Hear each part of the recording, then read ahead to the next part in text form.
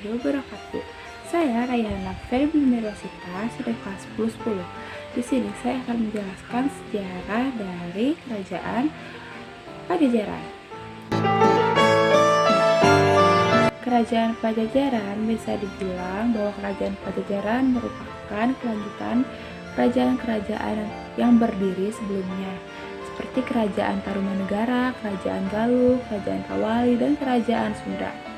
Menurut prasasti Sahyang Tapak yang mendirikan Kerajaan Pajajaran tidak lain adalah Srijaya Bupati.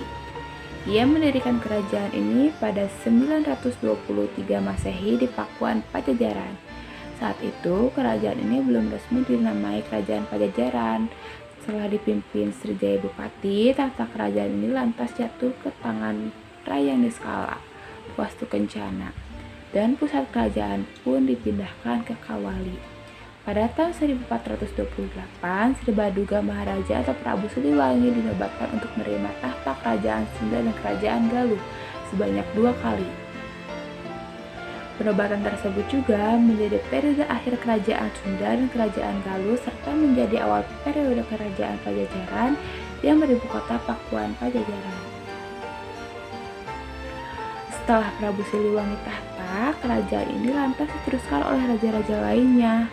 Nama semua raja tersebut telah termaktub dalam naskah Babad Pajajaran, cerita Waruga Guru, dan cerita Parahyangan. Masing-masing naskah tersebut punya urutan nama raja-raja yang berbeda. Berikut beberapa nama raja yang pernah memimpin di Kerajaan Pajajaran.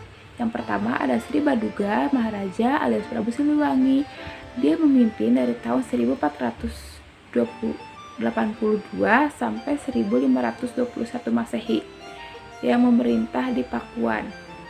Yang kedua ada Surawisesa dari tahun 1521 sampai 1533 Masehi yang memerintah juga di Pakuan. Ratu Dewata dari tahun 1535 sampai 1543 Masehi.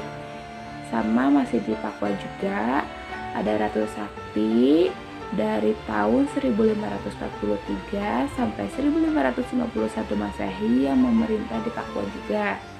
Ratu Nilakendra dari 1951 sampai 1567 Masehi meninggalkan Pakuan karena serangan Hasanuddin dan Maulana Yusuf. Lalu yang terakhir ada Raga Mulia dari tahun 1567 sampai 1579 Masehi yang memerintah di Pandeglang. Lalu ada masa kejayaan dari Kerajaan Pajajaran. Masa kerajaan Pajajaran diraih saat kerajaan ini dipimpin oleh Sri Baduga Maharaja. Kerajaan Pajajaran saat itu dalam keadaan tentram dan teratur. Sri Baduga Maharaja sendiri mampu memimpin rakyatnya dengan memegang teguh asas kesetaraan dalam kehidupan sosial masyarakat.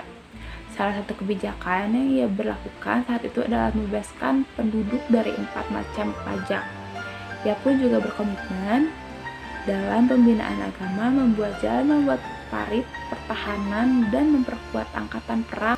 Sri Baduga berhasil membuat kerajaan Pajajaran menjadi angkatan perang yang tangguh. Tercatat dari kerajaan ini memiliki 100.000 prajurit dan 40 ekor pasukan gajah yang dipimpin Sri Baduga.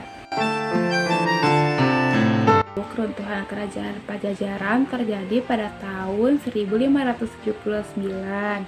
Keruntuhan tersebut ditandai dengan dibawanya Palangka Srima Sriwacana alias Singgasana Kerajaan Pajajaran dari Pakuan.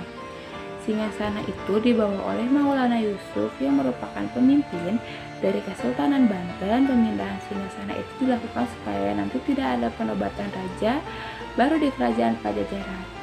Singgasana tersebut lantas dipindahkan ke Surawasawan di Banten dan menandai berakhirnya Kerajaan Pajajaran. Sejumlah penggawa istana kerajaan Pajajaran yang tersisa mulai meninggalkan kerajaan dan menetap di daerah Kabupaten Lebak, Banten. Di sana mereka menetap dan menjalani tata cara kehidupan lama yang ketat. Sekarang orang-orang tersebut dikenal sebagai orang Baduy. Peninggalan Kerajaan Pajajaran, walaupun sudah runtuh, Kerajaan Pajajaran masih memiliki sejumlah peninggalan yang eksis hingga saat ini. Sejumlah peninggalan itu adalah: yang pertama ada Serat Babat Pajajaran, yaitu salah satu aksara khas dari Kerajaan Pajajaran. Ini merupakan naskah kuno yang menceritakan silsilah raja di Kerajaan Pajajaran serta cikal bakal lahirnya kerajaan tersebut.